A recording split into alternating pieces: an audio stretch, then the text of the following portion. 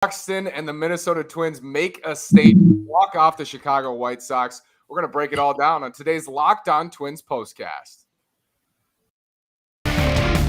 You are Locked On Twins postcast, part of Locked On Sports Minnesota, your team every day.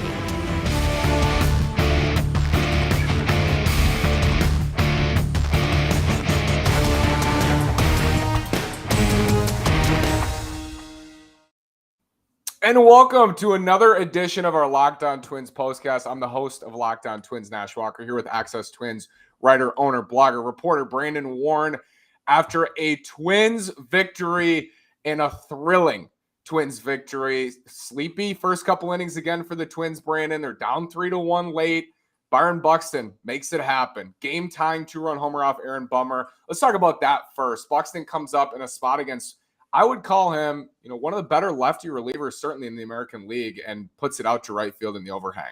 You want to play another game? Let's do it. It's called What is Byron Buxton's slugging percentage? Night number 2 or day All number right. 2.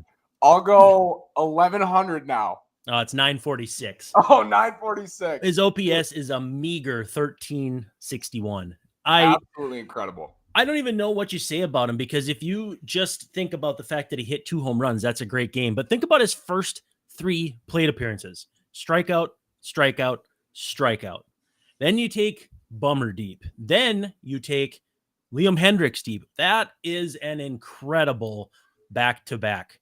It was definitely a bummer, that first one. So I had to get that pun in there. But yeah, no, what more can you say, man? When he was walking in, they showed him in that red jacket on opening day, and I tweeted, "This is your MVP." I got a lot of crap for it. I'm standing by it, man. Man, he deserves this, right? You just feel he deserves the recognition he's going to get from the start he's had and this today.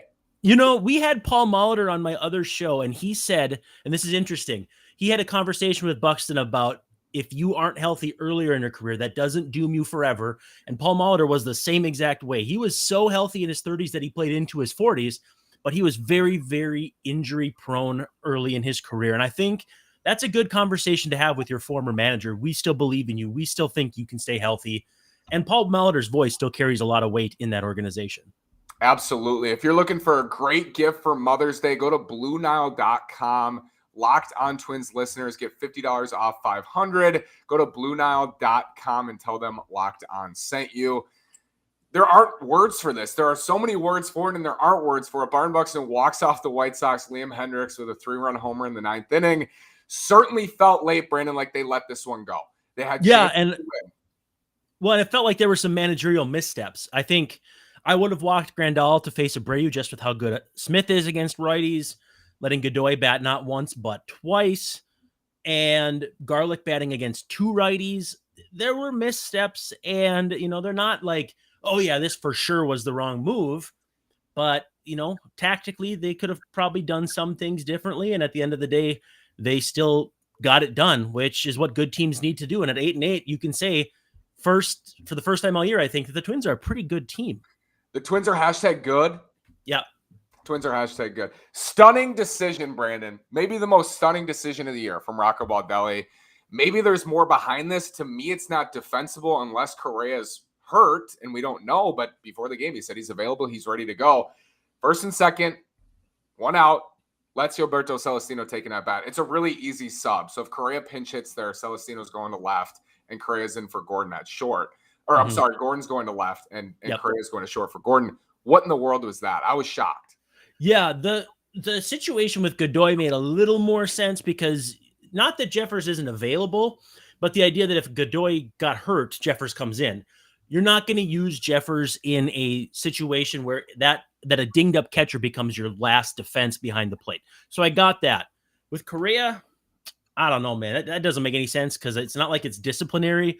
I mean, maybe they want him to clear his head, and so they don't want him to face a big, tough reliever. But this is a guy who's won a World Series. He's an MVP candidate year in and year out, so it can't be that. So that one's got me scratching my head, to say the least. I hope they still ask Baldelli about that, even after the win. That decision was head-scratching for sure. The first half of this game belonged to the White Sox, and Chris Archer just didn't have it today. That felt like 2 days ago. We saw Chris Archer pitching. Josh Winder comes in, cleans it up. Pretty cool to watch the Twins go from Winder to Duran. They both pitch pretty well. Danny Mendick gets Winder. But it's the present and the future, Brandon, when we see those guys. I think it's a pretty good indication of how Archer looked today, where he threw 61 pitches and Winder threw 61 pitches. Winder went 4 innings, Archer went 3. Winder threw 42 strikes, Archer threw 32 strikes. So, yeah, it just was not a good day for Archer. It seemed like he was falling off the mound a little bit. I don't know if maybe that's just an Archer thing that I haven't noticed much before, but he wasn't comfortable. I mean, he wasn't horrible in the sense that, 2 earned runs in 3 innings is okay, but 3 walks, he just never looked comfortable, gave up a home run early to Tim Anderson, actually leading off the game, if I'm not mistaken. You just chalk it up to this is a guy coming back from something, and hopefully it's better next time. But Winder did a great job in Duran. I mean, his usage right now, I love it because multiple innings for a guy like that. He's a fireman. I think he's doing a great job, even though the ERA says 4. He's pitched much better than that. Unsung hero, Jose Godoy draws a walk in the 7th. Buxton comes up next and hits a homer. That's an incredible take. I don't even know if he was planning to take that pitch in the 9th. But I looked at StatCast. That was a ball that missed the plate. Full count, Liam Hendricks. You're probably in swing mode there. Incredible for a guy who wasn't going to play today. That's an amazing at bat. He did what Miguel Sano should have done. I mean, Miguel Sano pops out foul, and I know you think about Sano, and he's going to hit fastballs, and you're going to get a 3-0 fastball. And Hendricks is tough, so I guess maybe 3-0's Sano's best chance to do any damage. But the way he's going right now, hitting under 100, you almost say, listen, you're up 3-0. You got 3 take signs. You either get ball 1 or you get 3 strikes. And I know that's not the right approach. It's not what you'd actually do. But to see him do that on a fastball that was middle in, 3-0, it's got to be middle, or middle up. Your sweet spot. I don't think middle in is Miguel Sano's sweet spot. Maybe I'm wrong, but it very clearly wasn't this time. So, yeah, Godoy going up there and showing nuts of steel was pretty awesome. Twins are 8-8, back to 500. It didn't seem like a possibility. They were sitting at 4-8. They've won 4 in a row, a couple in miraculous and lucky fashion. Brandon, is Byron Buxton today, right now, the most impactful player in baseball?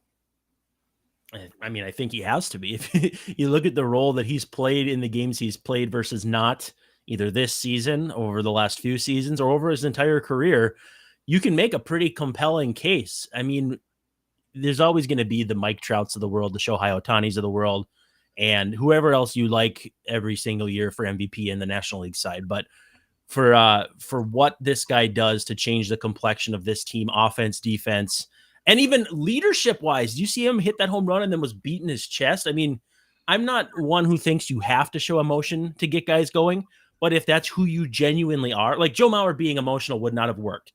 Right. But Byron Buxton being an emotional person and then showing it, that works for me from a leadership standpoint. And I think the way he impacts the game in every single facet is immeasurable. Incredible finish to a game that looked like the Twins would lose. Let's look at this from the other side, Brandon. The White Sox, that's 7 in a row. I believe that's their longest losing streak in a couple seasons now. Just spiraling. They're 6-9. Really, really tough start. And those are some bad losses. You blow that game Friday night.